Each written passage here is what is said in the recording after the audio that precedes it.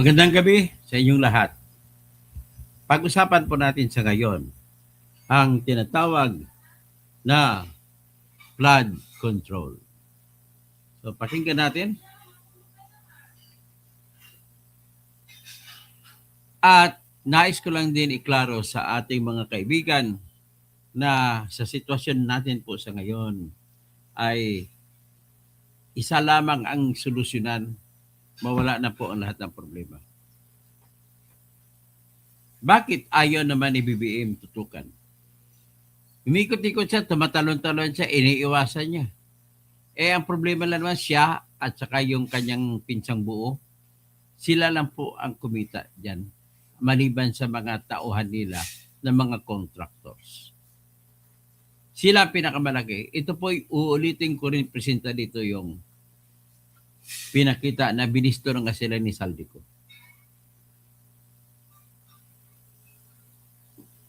Kaya yung title ng ating vlog sa ngayon, it's the flood control. It's the flood. Stupid.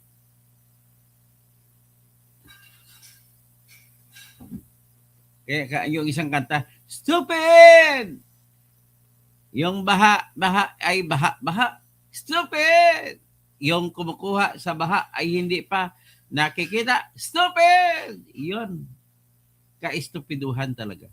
Anong klaseng presidente meron tayo? Bagay, itong presidenteng ito, tinatago niya ang sarili niya, nagtatago, para mapakita niya na hindi siya kumikita.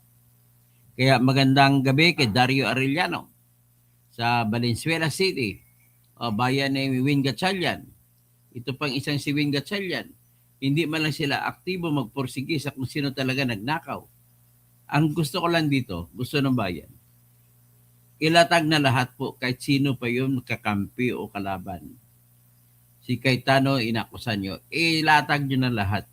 Diyan sa flood control investigation sa Blue Ribbon, dapat ang lahat magsimula para nakikita ng tao. Hindi yung patago na ginagawa ng ombudsman. Hindi alam na babayan kung ano ba talagang ebidensya nilatag laban kay Marcoleta. Hindi alam ng bayan kung paano ebidensya na laban kay Bongbong Revilla. Hindi alam ng taong bayan kung anong mga ebidensya na nilatag laban kay Jinggoy. Hindi rin alam ng mga tao ano ang mga ebidensya laban kay Romualdez Cono, kay Saldico. Wala ba tayong karapatan o sisain yung mga ebidensya ninyo? Paano namin na malalaman kung binibenta nyo ng ebidensya at sinadya nyong kasuhan para ma-acquit, para hindi makulong, at kung matalo ang gobyerno sapagkat tinatago nyong ibang ebidensya na mahalaga? So, bago ang lahat yan, nais ko munang ibigay itong ating kanta. Kilala ang tindi,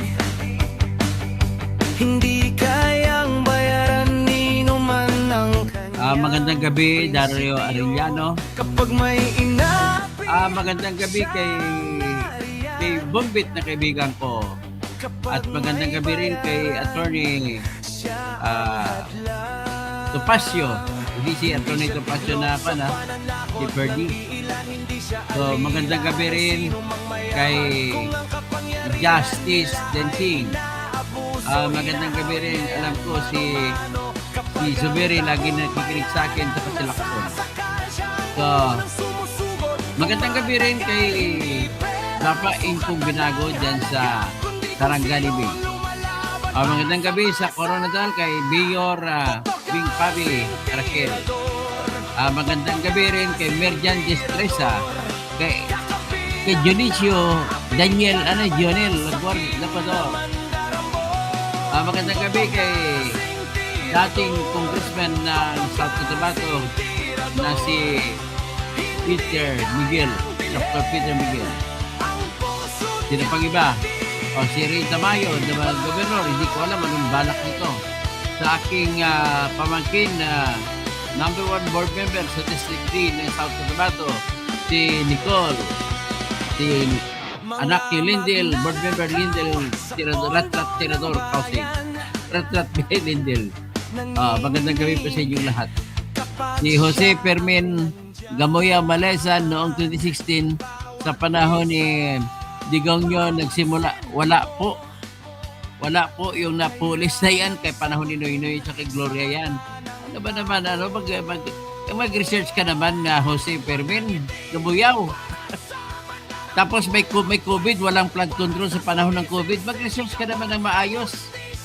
Richard Chan, 54 p.m. Kuwait time. Maopay gabi sa mga kabugto ko, mga waray-waray. Elizabeth Duhan, good evening po, watching from Melbourne, Australia. Magabi gayon sa kanya, Melbourne, Australia. So, mapya, kagawi, langon sa mga pakat, ago pagari akan doon sa MDN at saka MDS, Maguindaro del Sur, Maguindaro del Norte, LDN, Lara del Norte, LDS, Lara del Sur. Ganda gabi po. Ang puso niyang matibay. Hindi lahat ng malakas ay Richard Tan, tama. Hindi lahat Elizabeth ng Duhan. tahimik ay duwag kapag ang bayan ang pinagkakaitan. Siya ang unang humaharap. Totoong tirador. Nice ko lang idiin Sir Fermin, si Fermin. Sa panahon ni Digong po, wala masyadong flood control. Ang meron doon ay COVID. Okay? Sa panahon ni Noynoy Aquino naman, kinasuhan ang mga Napoles. Nagkatayo hanggang dulo ang paninindigan.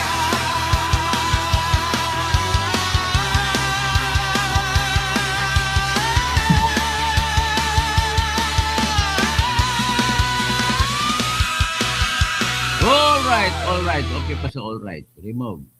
Okay, so ipatutugin muna natin yung ating adhikain para kay Sara Duterte na naniwala ako na siya ang mananalo sa 2028 election. Anyway, may basihan naman yung akong paniniwala ay mga survey. Saka yung ginagawa naman ng kalaban niya, ng Okta Research, ginagamit. Sinabi sa Okta Research, gusto daw 80% ng Pilipino ay gusto ng impeachment. Pero lumabas po sa Pulse Asia Survey, sino nga nagsabi na totoo? Ayon naman sa Pulse Asia Survey, ay lumalabas 58% ang pabor kay Sara at kukunti lang nanonood sa impeachment trial. Yan po ang sa survey. So sino sa dalawang survey nagsalita ng totoo? Pulse Asia ba o di kaya Okta na ginabayaran nila? Ay, laging Okta na yan. Mataas ang rating ni BBM sa Okta Research, pero dito sa Pulse Asia at SWS, tumba siya.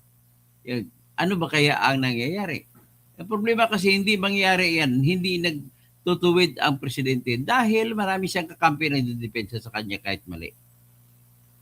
Sara, wala nang iba.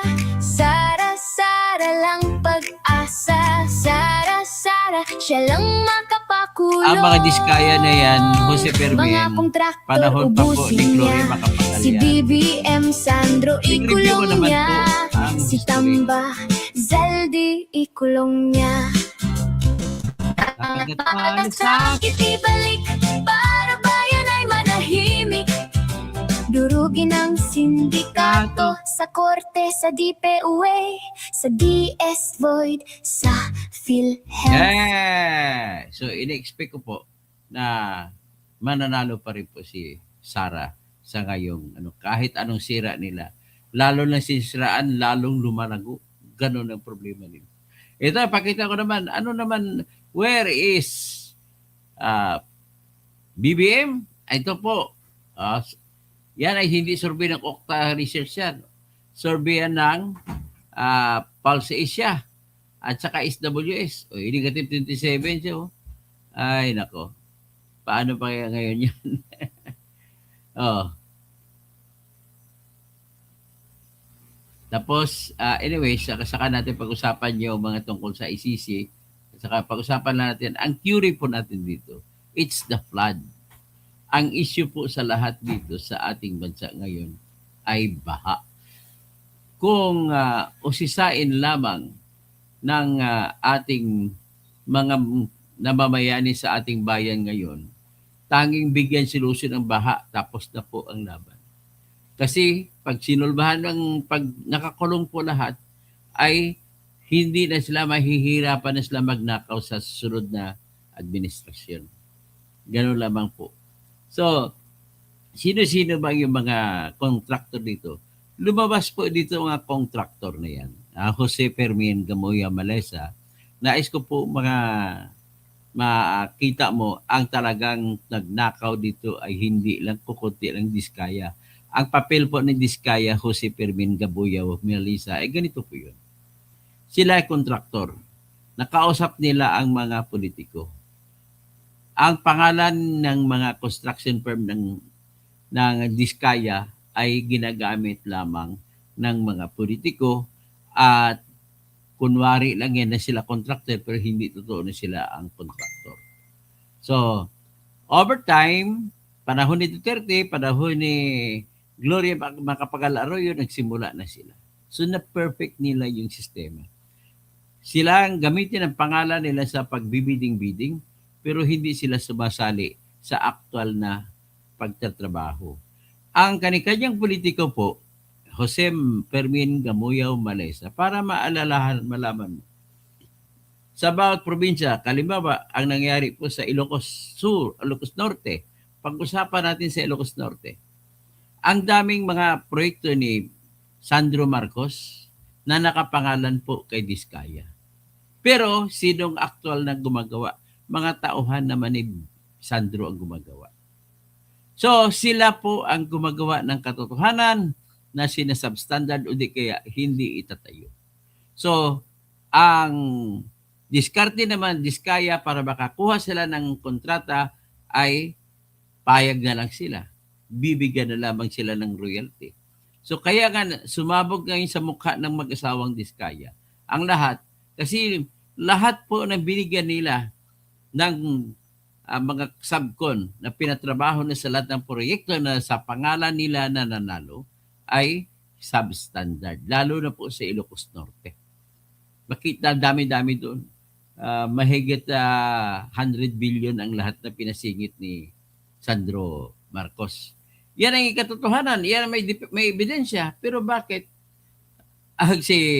Kung kinasuna parang gustong ituro ni BBM na ang may kasalanan ng kanyang pinsan.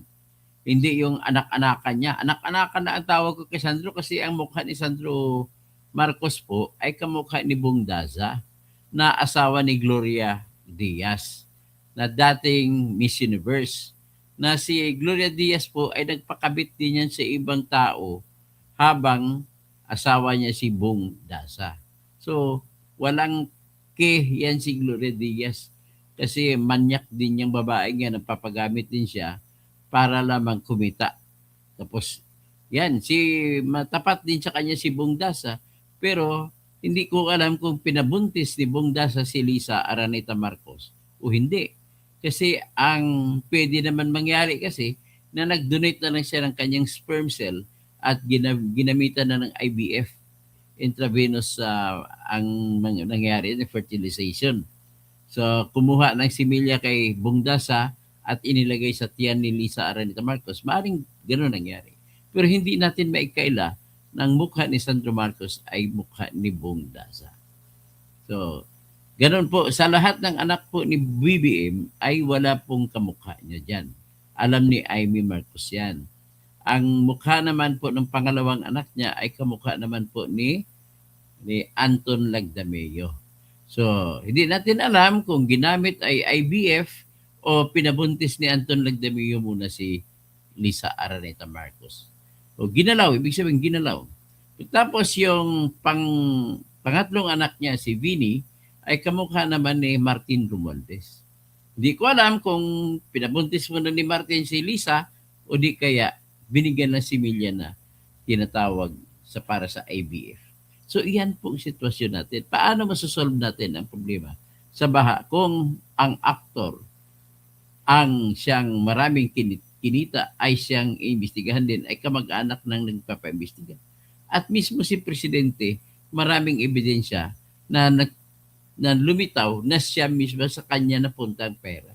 So what kind of president are you if you would not allow yourself? Dapat nag-resign ka, pinayaan mo kung sino mag-imbestiga. Dapat ipaimbestigahan yan ang pinakamaganda mag-imbestiga po ay yung Senate Blue Ribbon Committee. Sapagkat po, kitang-kita ng mamamayan sa kada hearing ang lahat ng ebidensya. Hindi kagaya ng patago na ebidensya ng ombudsman. Naniniwala na lang tayo kung ano sasabihin ng ombudsman. Totoo ba yan? Si ombudsman rin mo niya, ginagamit ni BBM para kasuhan si Romualdez at ang kasong isasampa ay kulang-kulang ebidensya para manalo si Romualdez. Pakinggan muna natin siguro itong sariwain natin kung anong mga sinabi ni Saldico. Kasi ang alam ko, ang kinasulaban kay Romualdez ay kinuha rin sa mga deklarasyon ni Saldico. Saan ba yan? Ito.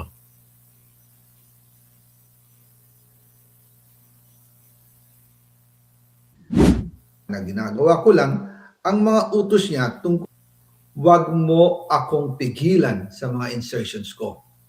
Huwag ka nang makialam sa budget.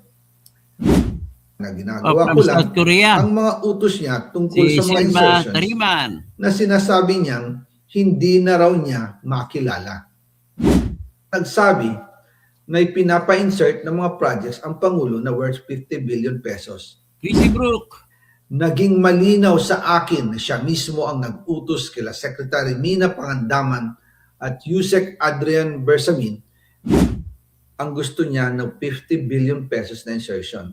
Ngunit ang sagot ng Pangulo, humingi ka ng bago or dagdag na insertions. Bakit hindi niya agad tinanggal noon pa? Kasi mismo siya ang nagbibigay ng utos. Ako mismo ang nakasaksi at nakausap ng mga taong direktang sangkot. Hindi lang po ang Pangulo ang may insertion sa budget.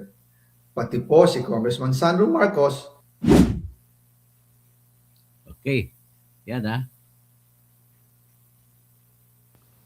Pero kahit na i-deliver na ang 1 billion pesos para kay Pangulong Marcos at kahit na isama na rin sa 2025 budget ang 100 billion pesos insertion sa pamamagitan ng BICAM Committee, ayon mismo sa utos ng Pangulo, nagagalit pa rin daw si BBM. Kaya noong February 2025, sumulat po ako ng isang confidential letter kay Pangulong Marcos. Doon ko ipinaliwanag na ginagawa ko lang ang mga utos niya tungkol sa mga insertions na sinasabi niyang hindi na raw niya makilala. Ilalabas ko po ang sulat ko sa Pangulo kasama ng video ito. Si Yusek Jojo Cadiz ang nag-ayos ng aming meeting noong March 2025 sa 1201 Aguado Street, tapat ng Malacanang, Gate 4. Pero sa halip na kumalma ang Pangulo, lalo lang siyang nagalit. Sa halip na itanggi o linawin niya ang tungkol sa 100 billion insertion, pinagsabihan niya kami ni dating Speaker Romualdez at sa akin mismo, diretsahan niyang sinabi, "Huwag mo akong pigilan sa mga insertions ko. Huwag ka nang makialam sa budget." Dahil sa mga binitawang salita sa akin ni BBM, naging malinaw sa akin na siya mismo ang nag-utos kila Secretary Mina Pangandaman at Yusek Adrian Bersamin na ipasok ang 100 billion pesos worth of projects. Kaya kung hindi talaga totoo na galing sa Pangulo ang utos, bakit hindi niya agad tinanggal noon pa sina Secretary Mina Pangandaman at Undersecretary Adrian Bersamin nang pinaalam ko sa kanya ang 100 billion insertions sa pamamagitan ng sulat? Bakit ngayon lang nila pinag-resign kung kailan nalaman ng publiko ang tungkol dito? And also kinausap ako ni Yusek Jojo Cadiz at nagsabi na ipinapa-insert ng mga projects ang Pangulo na worth 50 billion pesos. And sinabi ko kay Yusek Jojo na meron ng instruction kay Secretary Mina Pangandaman at Yusek Adrian Bersamin about the 100 billion pesos insertion. And sabi niya, kakausapin niya ang Pangulo na kung pwede, doon na lang i-charge ang gusto niya ng 50 billion pesos na insertion. Ngunit ang sagot ng Pangulo, humingi ka ng bago or dagdag na insertions. Doon po nakita at naramdaman na hindi pwedeng sabihin ng Pangulo na wala siyang alam sa mga nangyayari. Kasi mismo siya ang nagbibigay ng utos. Ako mismo ang nakasaksi at nakausap ng mga taong direktang sangkot. Kaya hindi na pwedeng maghugas kamay at magturo na parang inosente. At kung titingnan ninyo ang 2026 budget, may panibago siyang 97 billion insertions. Pero ngayon, ipinasok na mismo sa President's Budget or NEP 2026. Yan po ang kinumpirma ni Secretary Manny Bunoan na may instructions ang Pangulo na magpasok ng 100 billion ulit sa President's Budget. Kaya wala na siyang pwedeng ipamigay. Ito ay nalaman ko noong May 2025 sa meeting namin kasama si dating Speaker Romualdez sa number 30 Tamarind Street, Forbes Park. Oh, ha? Number Kaya 30, nang Tamarind nadiskubre Street. ng House of Representatives ang insertion sa flood control sa 2026 budget, ibinilik namin ang DPWH NEP 2026 dahil mali na ito at panibagong flood control projects na naman. Hindi lang po ang Pangulo ang may insertion sa budget. Pati po si Congressman Sandro Marcos, meron din pong pinapasok taon-taon. Noong 2023, may 9.636 billion pesos. Noong 2024, 20.174 billion pesos. At nitong 2025, 21.127 billion pesos. Lahat-lahat, ang kabuuan ay 50.938 billion pesos. At bawat taon po, sa tuwing dumarating ang BICAM budget process, lagi po may utos si Congressman Sandro na ipasok ang mga proyekto niya. Nalaman ko na lang sa mga contractor na galit siya sa akin nung pinag-uusapan na ang 2025 GAA budget. Ang sabi daw niya, ipatatagal ako at magpa-file ng maraming kaso laban sa akin. Kasi kulang ng 8 billion pesos yung insertion na gusto niyang ipasok. Ang dahilan daw, may mga contractor na nakapag-advance na sa kanya at dahil hindi na ipasok ang buong halaga, kailangan daw niyang magsauli sa mga yon. Para malinaw sa taong bayan, ilalabas ko po sa video na ito ang listahan ng mga proyekto na kasama sa mga insertions ni Congressman Sandro. Okay. So ngayon, para malaman nyo kung anong sinasabi ni Saldico, ay tingnan natin. Huwag mo akong pigilan Hindi na yan. sa mga insertion. Okay. So dito natin titingnan sa kanyang Ito po, pakita ko lang ang insertion sa nagbinigay kay Sandro Marcos. So ano ngayon po ang mangyayari sa bayan natin kung si Sandro ay hindi kakasuhan at si Tito Franklin lamang, Tito Martin na mga kakasuhan. Ito po, tingnan natin, silipin natin. Ito po yung 2023 na insertion ni Sandro Marcos. 9 billion lahat. Sa 2023 yan. Ang dami niya, no? Oh. Ang total is,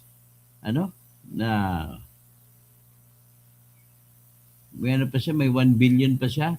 Multipurpose, construction multipurpose training and instructional facility. Saan? Nag-project din siya sa Davao.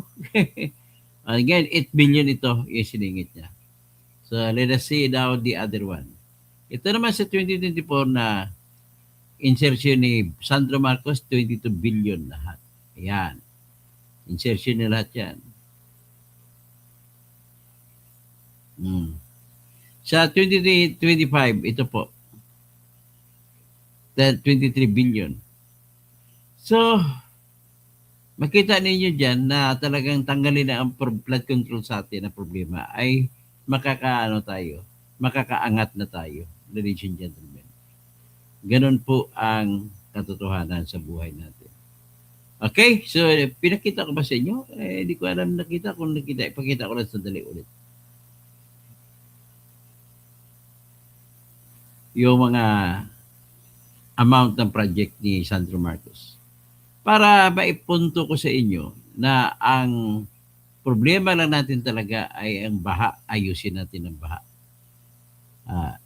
Ito po yung 2025 na budget ni Sandro Marcos. Insertion. Ngayon, kung si Sandro Marcos ay may ganito, bakit si Jinggoy lang ang kakason, may insertion? Bakit si Oga, bakit kakason nyo rin si Joel Villanueva, may insertion? Si Senatora Chis Escudero, si Rapi Tolpo, may insertion. Si Risa Ontiveros, may insertion. Lahat sila po may insertion. Walang senador doon, pati si Ping Lacson. Total, hindi naman siya senador noon. So, ito po ang nangyari. Yung iba na may mga insertion ay pinapabayaan na lang. O yan kay Sandro Marcos, 23 billion. Meron pang iba si Sandro Marcos, ito 2024. 12 billion 648,000. Sandro Marcos yan. Ayan. Kita nyo, yan. At least ang listahan na nakita ninyo, ang listahan katotohanan po yan. Tapos ito naman ang 2023 na insertion niya, 9.6 billion. Yan.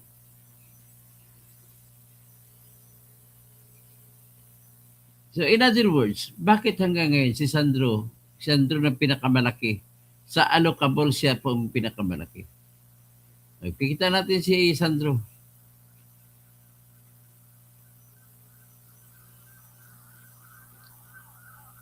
Grabe itong batang ito. So young and yet so corrupt. Ang mangyari sa kanya. Saan ba si Sandro? Ito po siya.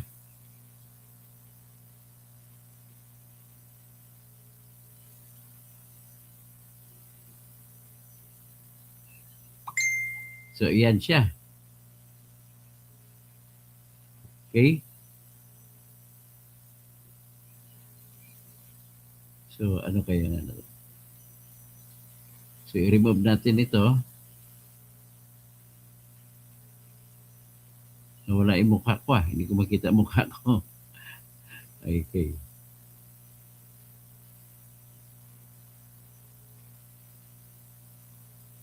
So, hindi nakikita mukha ko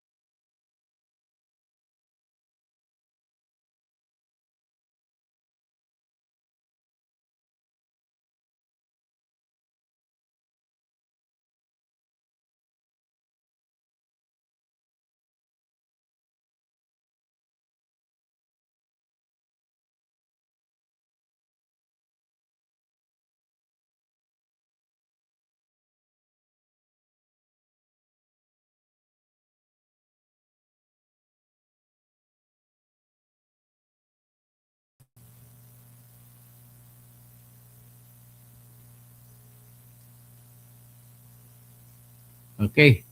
So, ikuha natin ito yung iba.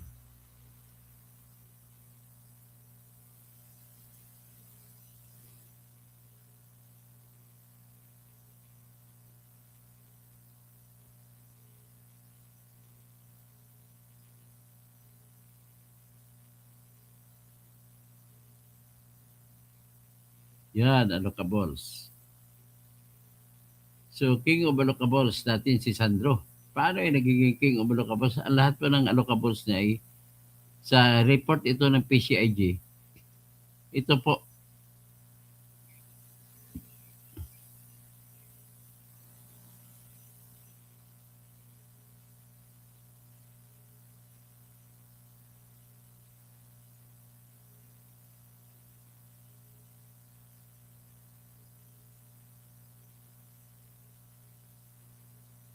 Ito po, kung makita nyo malaki, papalakihin ko.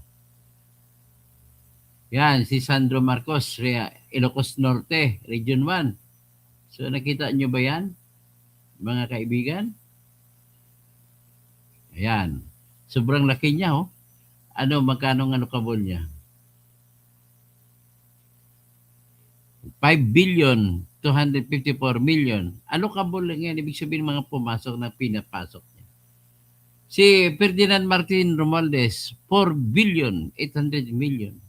So, ang mga humabol sa kanila si Ricardo Cruz ng Taguig Pateros. So, ibig sabihin, yung mga proyekto ba dyan ni Cayetano dyan o kay Cayetano o kay Taguig Pateros na congressman? So, yan po ang titingnan natin. So, ngayon,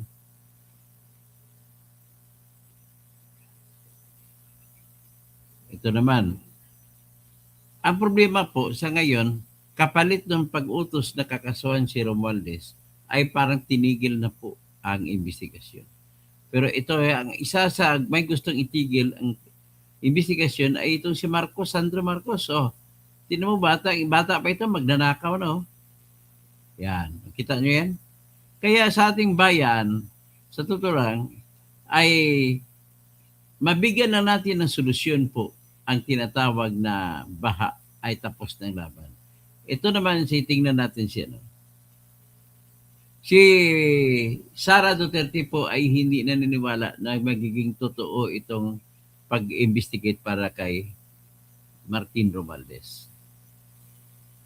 Si Martin Romualdez po ay Membro ng Kamara tulad ng ipinangako ng Pangulo sa katatapos Yan. lamang na State of the Nation Address. Patutsada para pangalawang Pangulo, hindi na umunod dapat nanonood at naniniwala pa ang taong bayan sa mga inihayag ni PBBM sa kanyang SONA dahil isa lang umano itong pagsasayang ng oras ng mga Pilipino. Iginit naman ng pangalawang Pangulo na wala umanong natupad sa anumang ipinangako ng Pangulo. Kunin Tama natin naman, ang tama live report ni Madeline Villar Moratillo. Mads, ano pa yung mga ipinangako ng Pangulo na para kay VP Sara ay hindi natupad? Yes, Alex, ang partikular na tinukoy ni Vice President Sara Duterte na hindi natupad ay ang pangako na 20 pesos na bigas ni Pangulong Ferdinand Marcos Jr. Sa ngayon kasi, bagamat meron namang nabibili na 20 pesos na bigas, yan ay sa mga kadiwa stores ng Pangulo lamang. so, yan ha. At dumating na tayo sa punto na ayon sa Ombudsman ay malapit na ang paghain ng patong-patong na kaso laban sa dating speaker. Otot mo! Kunwari ka pa. Sakit man sa akin ito, Masakit kunwari ah. ngunit kailangan nating gawin ang tama. Ito ang highlight ng State of the Nation Address ni Pangulong Ferdinand Marcos Jr. kahapon. Umani ito ng palakpakan sa mga bisitang nasa plenaryo ng Kamara.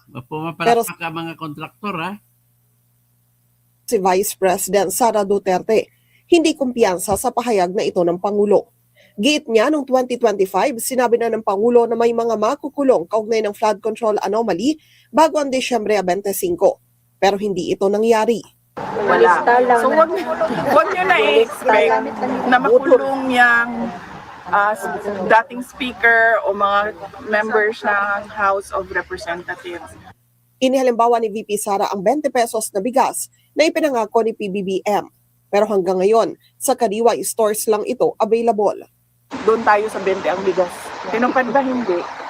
May makukulong before Christmas. Tinupad ba? Wala. Wala rin. So bakit pa kayo naniniwala at nanonood ng SONA? Giit ng Vice Presidente, pagsasayang lang sa oras ang panonood ng SONA.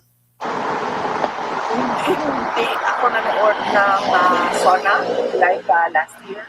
And wala akong planong basahin ang nilalaman ng SONA o kahit man lang summary.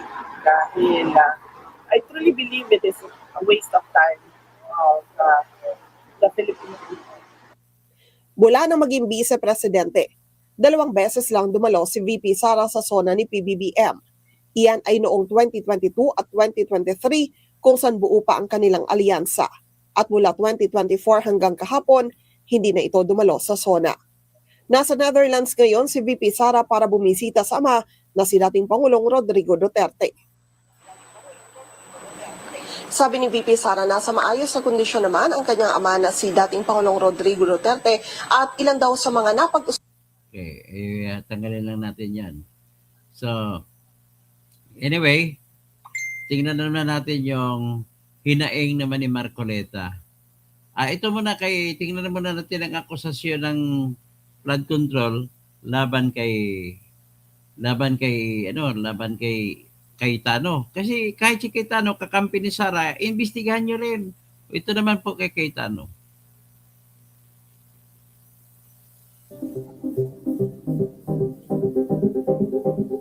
Sabi ni Ping Lacson, this morning we turned over the office of the Ombudsman for their further evaluation motu proprio investigation. All the documentary and testimonial evidence, official records culled from the government websites while others were supplied by reliable sources.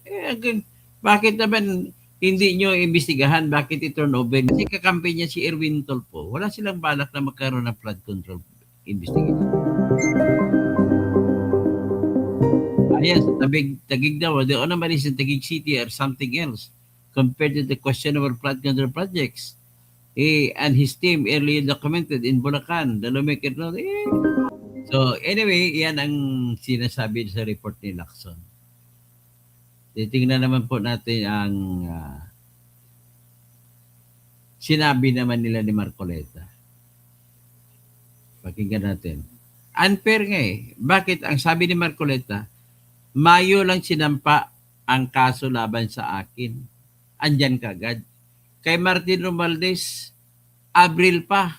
Wala pa, hindi pa nagsisimula. Nako naman talaga.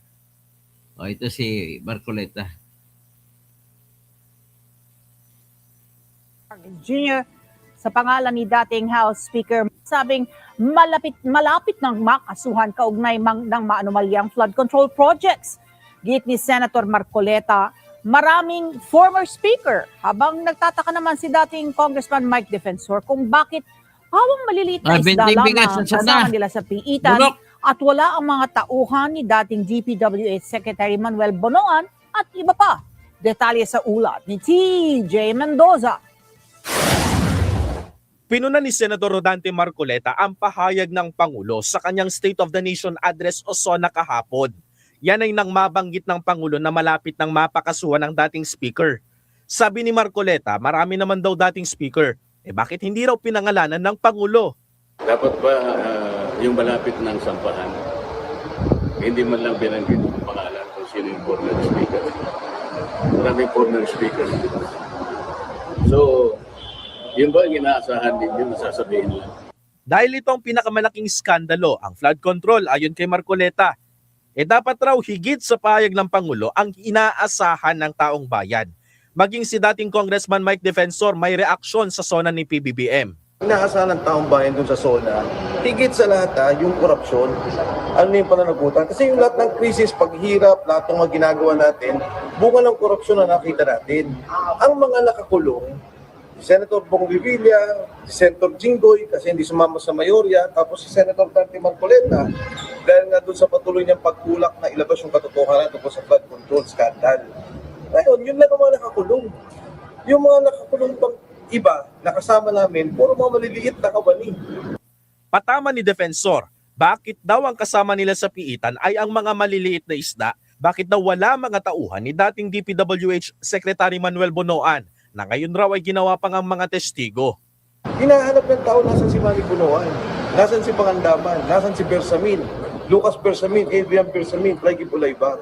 Walang nakukulong, tapos si Martin Romualdez, investigasyon pa rin. Mag-iisang Dagdag naman ni Marcoleta, dapat raw tanungin ng ombudsman kung may counter affidavit na ba si dating House Speaker Martin Romualdez. Wala pang tugon ang kampo ni dating speaker, pero sa pahayag sinabi ng Office of the Ombudsman na may order na raw mula sa kanila na pinasasagot si Romualdez at iba pa sa pamamagitan ng kanilang kontrasalaysay. Merong 15 araw si Romualdez at mga correspondent nito para sagutin ang mga paratang sa kanila bago ihain sa Sandigan Bayan ang kaso. Di ba mahalaga sa inyo na malaman nyo kung meron nga? Kasi kung wala pa siyang counter affidavit hanggang ngayon, Abril pa yun eh. Sa mga tweet, paso na yun. Wala pang pahayag ang ombudsman sa tanong na kung nakapagpasa na ba ng counter affidavit ang dating speaker. Samantala, sinabi naman ni Senator Rodante Marcoleta na nagpasa na siya ng manifestation sa Senado para payagan siya at si Senator Jinggoy Estrada na makadalo sa impeachment proceedings laban kay VP Sara Duterte.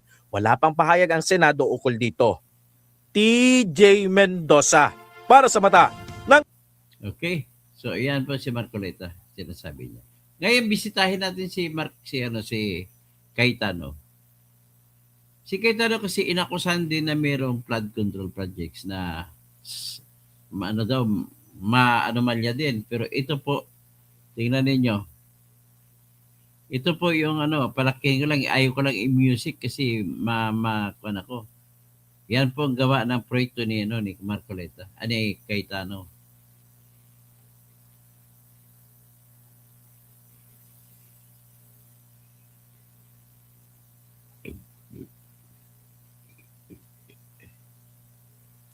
So, kung pag-uusapan naman sa ebidensya, sabi ni nanindigan si Lacson na may ebidensya daw laban kay Alan Peter Cayetano. Eh di ituloy na natin ang flood control project. Bakit ayaw nyo ituloy ang flood control project sa Blue Ribbon Committee? Yun ang tanong ko. Tapos nagkunwari pa kayo na sila ni Marcoleta sila ni Cayetano ang ayaw na ituloy ang flood control project investigation sa Blue Ribbon. Ito si Tolpo, gumawa naman ng drama, pati si Lacson, dalawa na sila. Si Tolpo dapat nauna ng kasuhan ito kasi tinuro ito ng mga Marines na naghatid ng 8 maleta sa bahay ni Erwin Tolpo sa Green Hill Subdivision. At itinuro pa siya na siya ay sex trafficker. Pakuha ng mga babae sa mga Marines. At para babayaran yung mga ayaw niyang babae, bigyan niya ng tip. Tapos yung isa na gusto niyang tiktikin ay pinapaiwan. Maraming ebidensya ngayon. Nais ko lang sabihin, pati si Tito Soto po ay sinabi ng mga Marines na pinadalhan ng 5 maleta na tagmahigit 50 million bawat maleta. Nandun po sa opisina niya sa katabi ng Baclaran Church, nakakahiya. Katabi pa ng Catholic Church. Ano kaya sasabihin nito mga kapatid dating Muslim? Kung katabi ng moske, pwede ba yan? Mga pagnanakaw, katabi ng moske? Katabi ng madrasa school? Hindi dapat ginagawa yan. So ngayon, the only way, ladies and gentlemen, para mag-improve ang ating bayan, Brad Albert Ingito, tama ba ako sa pagsasabi nga the only way para umasinso ang bayan natin ay ipakulong lahat na nagnakaw sa flood control? Sabi niya, good evening bro, tama ka, selective justice. Batang kurap na pinakain ng anak sa loto, lalo sa magnanakaw, nandoon ang anak. Naku talaga talaga. Sa mga Bendalo, nandyan din. Tsaka yung protector ng Bendalo na si Rapi Tulfo. Ladies and gentlemen, ang ebidensya nagtuturo si Chis Escudero tumanggap. Kalahating bilyon. Nagtuturo na si sino si ano si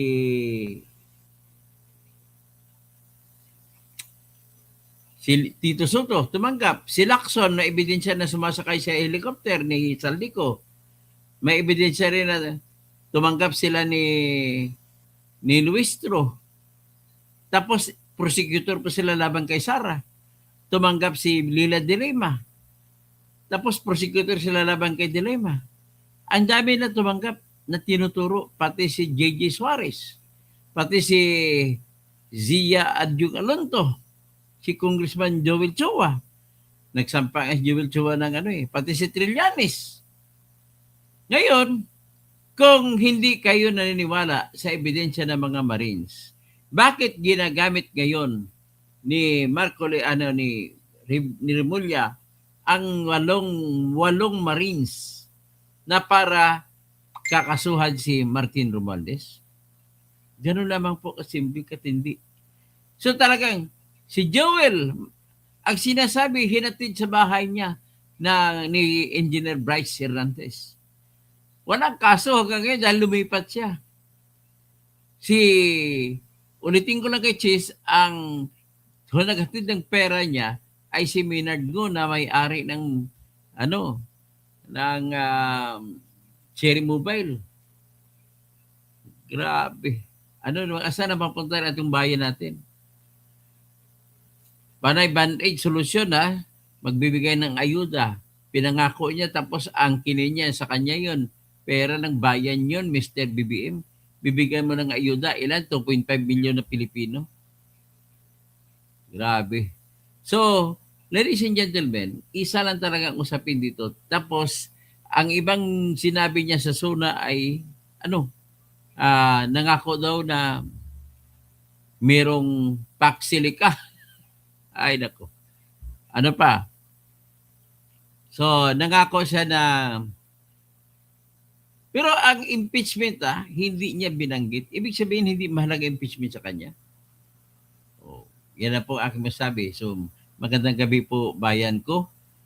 Siguro, magandang kakantahin na natin na Ang bayan kong Pilipinas, lupain ng ginto't bulaklak, pag-ibig na sa kanyang palad, nag-alay ng ganda't dilag, at sa kanyang yumi at ganda, dayuhan ay nahalina, bayan ko, binihag ka, nasadlak sa dusa. Okay.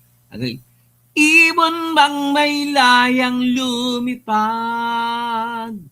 kulungin mo at umiiyak. Diba? Dapat palitan natin ang ating bayang Magiliw o lupang hinirang.